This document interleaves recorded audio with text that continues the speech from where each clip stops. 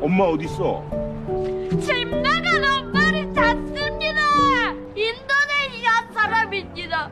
Film Stand By Me menceritakan tentang dua orang cucu yang diurus oleh kakeknya. Mereka bernama Doku dan Doki. Ayah mereka sudah meninggal dan ibunya diusir dari rumah oleh sang kakek. Karena kakeknya kesal, ibu dari dua anak itu sudah mencuri uang asuransi kematian suaminya. Meskipun sang kakek udah tua dan sakit-sakitan, tapi dia pekerja keras. Hampir setiap hari dia naik bis ke kota, mengetuk satu restoran ke restoran lain menawarkan tenaga untuk cuci piring. Sampai suatu hari sang kakek divonis hidupnya udah gak lama lagi. Lalu bagaimana nasib kedua cucunya itu? Gak usah banyak basa-basi lagi, langsung kita masuk aja ke dalam alur cerita filmnya.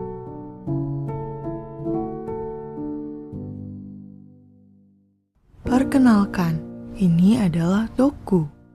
Ini adiknya yang bernama Doke, dan ini adalah kakeknya. Sehari-hari mereka hanya tinggal bertiga semenjak ibunya diusir dari rumah. Kakeknya lah yang ngurus kedua cucunya itu.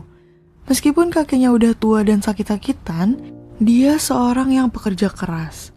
Setiap hari kakeknya selalu mengantar jemput sekolah Doke. Hampir setiap pagi dia selalu naik bis ke kota. Sampai pada suatu hari, pas Doku, adiknya, dan kakeknya lagi di jalan, mereka melihat ada seorang ibu mertua yang memarahi menantunya. Hal itu membuat Doku mengingat ketika kejadian sang ibu diusir oleh kakeknya dari rumah. Saat itu Doku menangis dan ingin ikut ibunya, tapi sang kakek melarangnya. Sampai Doku bilang kalau dia benci kakeknya. Tapi kakeknya malah bilang kalau mereka mulai saat itu udah gak punya ibu lagi. Kejadian itu masih sangat jelas tersimpan di memorinya Doku. Pas malam harinya, mereka lagi makan nih bertiga. Doku cerita bahwa sebentar lagi dia akan sekolah. Teman-temannya pergi bersama orang tua mereka di hari pertama. Jadi, dia juga pengen pergi sama ibunya. Tapi kakeknya bilang kalau dia bisa pergi bersama adiknya dan kakeknya. Doku disuruh belajar yang rajin biar dia bisa mengajarkan adiknya. Kakeknya ini memang sudah seperti orang tua mereka. Mulai dari mandiin kedua anak itu, pakein baju mereka, masak, nyiapin makanan. Pokoknya semua pekerjaan rumah dikerjakan oleh kakeknya. Keesokan harinya, Doku ini punya jadwal liburan dari sekolahnya ke kebun stroberi. Nah, saat itu juga kakeknya mendapatkan tawaran pekerjaan nyuci piring di suatu restoran dengan bayaran yang lebih dari biasanya. Restoran itu lagi rame-ramenya, makanya dia butuh seseorang untuk nyuci piring sampai mau gaji seseorang yang lebih dari biasanya. Kakeknya akhirnya memilih untuk bekerja dan berusaha untuk mencarikan orang dewasa yang bisa nemenin Doku. Ternyata nggak ada orang yang bisa nemenin. Akhirnya Doku pergi berdua sama adiknya. Padahal sebenarnya dia juga nggak mau ikut wisata itu. Tapi kakeknya ngerayu. Kalau dia mau ikut wisata, nanti kakeknya akan beliin mainan untuknya. Karena kakeknya ngerasa hari itu dia mendapatkan rezeki lebih dari biasanya. Akhirnya dia mau berangkat. Di saat kakeknya lagi sibuk kerja, di sisi lain Doku dan adiknya lagi di tempat wisata. Di situ Doku melihat anak lain lagi bersama dengan ayah ibunya, sedangkan dia cuma sama adiknya aja. Terlihat jelas kesedihan dan rasa iri yang dia rasakan. Nah, pas kakeknya udah selesai kerja, dia langsung mampir ke toko mainan dan mau beliin mainan yang dia janjikan tadi. Kakeknya minta dipilihkan mainan yang terbaik ke mbak-mbaknya di sana. Ternyata mainan itu harganya mahal dan uang kakeknya nggak cukup. Akhirnya ya nggak jadi beli deh. Di saat kakeknya pulang ke rumah, ternyata di halaman rumah itu udah ada Doku dan adiknya. Dia senang banget kakeknya pulang dan langsung nagih tuh mainan yang dijanjikan kakeknya tadi. Tapi pas pulang, kakeknya hanya membawa makanan aja tanpa ada mainan di dalamnya. Di situ Doku langsung nangis, ngambek, teriak-teriak karena kecewa kakeknya nggak nepatin janji. Adiknya mah cuek aja, dia malah ngeliatin kakaknya yang lagi ngambek sambil makan makanan yang dibawa kakeknya tadi. Malam harinya saat mereka tidur, kakeknya bilang kakek akan kerja keras dan membelikanmu mainan sebelum kamu masuk sekolah. Tapi pas kakeknya ngomong gitu, Doku malah pura-pura tidur karena dia malas ngedengerin janji-janji dari kakeknya lagi. Pas kakeknya bilang, "Kalau kau sudah tidur, ya udah lupakan aja janji itu." Seketika Doku langsung bangun. Dan akhirnya dia gak marah lagi sama kakeknya dengan memegang janji sang kakek untuk beliin mainan yang dia suka. Kakeknya ini memang sengaja ingin membahagiakan cucunya karena dia udah tahu bahwa hidupnya udah gak lama lagi. Kakeknya ini sakit kanker paru-paru. Dia disuruh operasi sama dokter tapi dia gak mau. Mungkin karena dia udah tahu biayanya tuh mahal banget, jangankan untuk operasi. Untuk beli mainannya Doku aja gak cukup uangnya. Sejak dia divonis menderita kanker, kakeknya jadi bingung apa yang harus dia lakukan untuk cucunya itu. Keesokan harinya, ketika Doku lagi bermain sama teman-temannya, dia saling ledek-ledekan nih sama salah satu temannya. Dan terjadilah keributan di sekolah itu. Dia jadi ingat masa-masa ketika masih ada ibunya. Dia gak kehilangan kasih sayang dari orang tuanya, dan sekarang dia lagi merasakan kehilangan kasih sayang itu. Dia selalu iri melihat teman-temannya yang keluarganya tuh lengkap dan rukun. Adiknya juga di sekolah ngerebut mainan temannya yang bikin temannya jadi nangis. Adiknya juga selalu melihat teman-temannya diantar jemput sekolah dengan orang tuanya masing-masing, sedangkan dia cuma dijemput kakeknya aja. Sikap mereka mulai aneh, mereka mulai sering uring-uringan dan suka buat masalah di sekolah. Keesokan harinya, temannya Doku yang waktu itu ribut di sekolah, dia tuh punya niat jahat dan menfitnah Doku.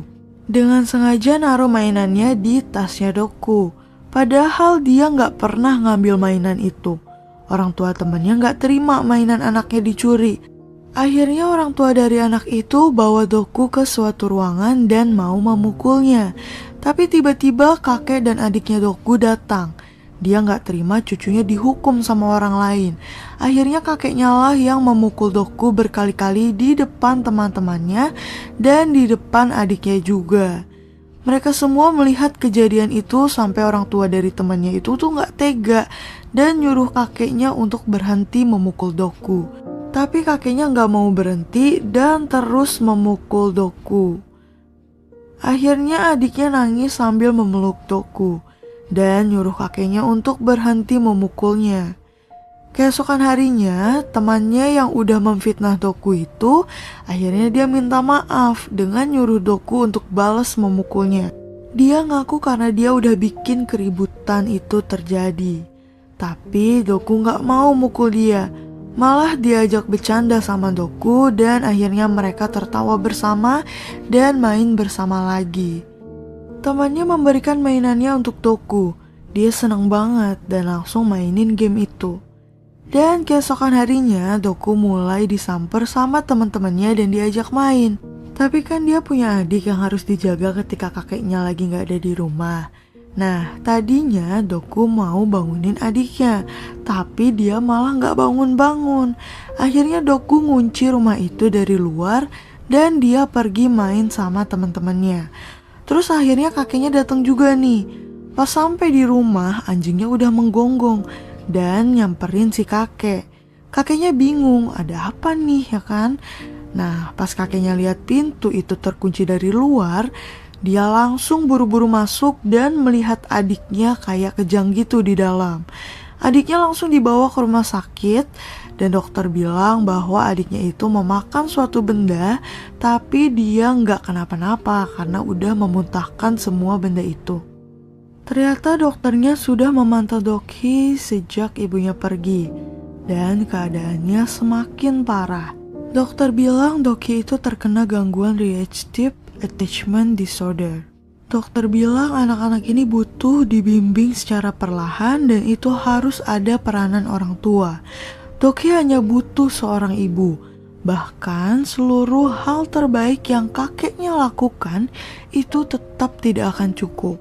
Akhirnya kakeknya ini pulang ke rumah. Sepulangnya dari rumah sakit, di rumah itu udah ada Doku. Dia ngeluh lapar banget ke kakeknya. Tapi kakeknya malah nampar dia. Kakeknya langsung marah karena menemukan adiknya yang hampir mati karena Doku udah ninggalin adiknya sendirian di rumah. Karena Doku adalah putra tertua, jadi kakeknya nyuruh dia untuk tetap harus melindungi adiknya. Di situ Doku langsung kesal dan marah sama kakeknya. Dia bilang, "Lupakan putra tertua, lupakan menjadi anakmu, lupakan menjadi saudara Doke. Kau tahu apa sebutan teman-temanku memanggilku? Mereka memanggilku ibunya Doke. Aku benci pidato. Aku tidak akan menjadi presiden. Kakek gak tahu apa-apa. Kakek itu bodoh. Itu semua karena kakek mengusir ibu. Bawa ibuku kembali. Temukan ibuku sekarang. Aku bukan cucumu lagi. Aku tidak tinggal bersamamu." Dan Doku langsung pergi dari rumah itu. Ternyata selama ini Doku selalu diejek sama teman-temannya. Dia dikatain kalau dia itu ibunya Doki. Kakeknya juga selalu memaksa Doku untuk menjadi anak laki-laki yang terbaik, yang sempurna, dan gak boleh punya suatu kekurangan. Padahal Doku ini masih kecil, masih butuh masa-masa bermain. Tapi dia dipaksa untuk dewasa oleh keadaan. Dia selama ini selalu diam dan nurut. Tapi saat itu emosinya udah gak bisa dibendung lagi. Emosinya langsung meluap-luap dan mengungkapkan apa yang selama ini dia rasakan. Sampai malamnya Doku benar-benar gak pulang ke rumahnya. Malam itu pun hujan. Kakeknya khawatir dan akhirnya mencari keberadaannya Doku. Dia mencari ke rumah teman-temannya Doku tapi gak ada. Akhirnya teman-temannya Doku dan para orang tua dari teman-temannya Doku itu ikut membantu kakeknya untuk mencari keberadaannya Doku. Ternyata Doku kehujanan dan sendirian di dekat kandang sapi. Dia ditemukan oleh polisi dan dibawa ke kantor polisi. Dia dikasih teh hangat dan dikeringkan pakai handuk. Pas dia lagi ditanya-tanya sama polisi, dia itu rumahnya di mana dan lain-lain, tiba-tiba rombongan orang-orang yang mencari Doku itu datang ke kantor polisi. Sebenarnya tujuan mereka itu untuk melaporkan bahwa Doku itu hilang. Kebetulan banget di situ udah ada Dokunya. Ya udah, akhirnya mereka langsung nyamperin Doku. Di situ kakeknya janji untuk segera menemukan ibunya. Dia janji akan membawa ibu mereka dan mereka akan segera tinggal bersama ibunya. Keesokan harinya mulailah sang kakek mencari informasi tentang keberadaan ibu dari anak-anak itu. Menariknya, ternyata ibunya itu adalah seorang perempuan Indonesia yang menikah dengan orang Korea. Ibunya itu gak terlalu lancar ngomong pakai bahasa Korea. Dia bisa bahasa Inggris, sedangkan kakeknya hanya bisa bahasa Korea aja. Nah, si kakek ini akhirnya nanya-nanya tiket pesawat untuk bisa ke sana. Karena tiket pesawat terlalu mahal, ya jelas aja uang yang gak cukup. Akhirnya kakeknya inisiatif untuk mencairkan asuransi jiwa untuk mendapatkan uangnya. Pihak asuransi bilang bahwa asuransi jiwa itu dibayarkan saat kematian, jadi nggak bisa dicairin saat itu juga. Di situ kakeknya bilang bahwa dia akan mati sebelum musim semi, dan dia minta untuk dicairin saat itu juga. Ya ampun, sampai segitunya tuh kakeknya. Tapi sayangnya biaya itu tetap tidak akan cair sampai kakeknya benar-benar meninggal. Akhirnya dengan sangat terpaksa, kakeknya meminjam duit ke dokter yang sudah memang kenal dekat dengannya. Kakeknya minjam sekitar $2.000. Di situ dokternya tuh baik banget dan benar-benar ingin membantu sang kakek dengan tulus. Sampai ditemenin untuk nyari orang tua asuh untuk menjaga kedua cucunya itu selama kakeknya pergi ke Indonesia. Akhirnya sampailah sang kakek di Indonesia. Dia langsung mencari alamat tempat keluarga istrinya berada. Tapi ternyata kedatangannya ke Indonesia tuh sia-sia. Dia gak ketemu dengan ibu dari kedua anak itu. Ibunya Doku dan Doki itu bernama Vanessa. Sempat sebentar kakeknya tinggal di rumah keluarganya Vanessa. Nah, disitulah salah satu keluarganya Vanessa mengucapkan terima kasih karena kakek itu telah memberikan uang untuk pengobatan cucunya.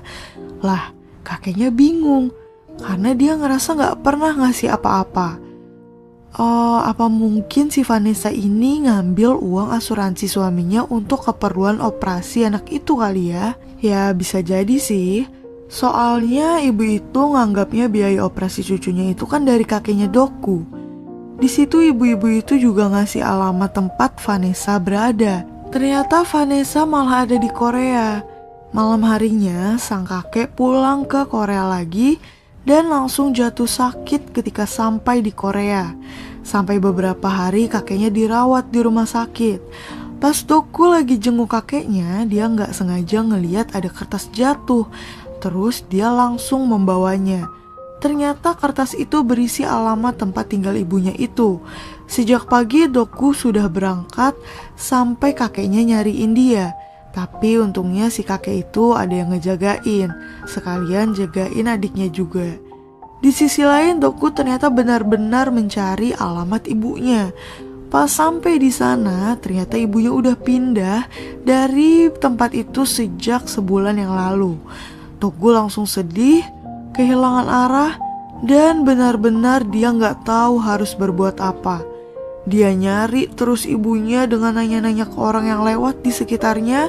Dia juga buat pengumuman dengan teriak-teriak untuk bisa cepat menemukan ibunya. Ada seorang perempuan yang melihat Doku yang lagi berteriak untuk mencari ibunya. Ternyata perempuan itu kenal dengan Vanessa. Dia tuh ngasih tahu langsung ke Vanessa bahwa ada anak laki-laki yang mencarinya. Di sisi lain Doku langsung pulang ke rumah sakit untuk jagain kakeknya lagi. Kakeknya khawatir si Doku ini kemana, seharian kok gak ada. Nah gak lama kemudian akhirnya kakeknya udah bisa pulang dari rumah sakit. Dia langsung kembali ngurus cucu-cucunya itu. Mulai dari mandiin, belanja-belanja, masak, dan makan bersama. Nah pas lagi makan malam, tiba-tiba kakeknya itu batuk-batuk. Dia ngerasa sakitnya semakin parah. Makanya saat itu dia berusaha untuk ngomongin tentang orang tua asuh ke Doku. Tapi Doku itu gak mau dengar apapun. Ternyata keesokan harinya Doku dan adiknya mau diantar ke orang tua asuh itu. Kalau adiknya mah nurut aja. Tapi kakaknya yang susah dirayu karena dia benar-benar gak mau pisah dari kakeknya. Meskipun orang tua asuh itu bisa melakukan segala hal termasuk membeliin mainan yang dia suka. Doku tetap memikirkan bagaimana keadaan kakeknya. Dia tetap mau membantu dan ngurusin kakeknya. Jadi sampai kapanpun dia tetap mau tinggal bersama kakeknya dan adiknya. Karena dia udah gak punya siapa-siapa lagi saat itu. Tapi kakeknya tetap memaksa karena keadaan kakeknya yang semakin parah dan ibunya juga gak kembali. Jadi dengan sangat terpaksa kakeknya harus menitipkan cucunya ke orang tua itu. Sejak kepergian cucunya, kakeknya sendirian di rumah itu. Hanya bengong, nangis, duduk sendiri, merasakan sakit sendiri. Nah, tapi tiba-tiba anjing peliharaannya menggonggong di luar. Ada apa nih ya kan? Kenapa tiba-tiba anjing itu ngegonggong? Ternyata pas dilihat keluar ada seseorang yang datang. Dia adalah ibu dari Doku dan Dokhe. Di situ ibunya datang untuk mengembalikan uang asuransi yang dia ambil sebesar $2.000 itu. Tapi saat itu dia belum bisa balikin semuanya. Ternyata dulu tuh dia janji akan ngebalikin uangnya. Dan dia sangat menyesal atas perbuatannya. Dia minta maaf ke kakeknya langsung, tapi kakeknya udah gak peduli sama uang itu. Kakeknya sangat senang dan sangat bersyukur Vanessa udah kembali ke rumah itu. Dia langsung memeluk Vanessa, dan Vanessa juga minta maaf atas segala perbuatan yang udah dia lakuin. Nah, film diakhiri dengan Doku dan Dokhe yang sedang berlari sambil berkata, "Mari kita pulang." Akhirnya, sang ibu Vanessa akan merawat anak-anaknya kembali dan tidak lupa juga bersama sang kakek. Dan film pun selesai. Terima kasih sudah menonton sampai habis. Kalau kamu suka dengan film seperti ini, bantu subscribe dan like agar saya semangat untuk bikin konten seperti ini.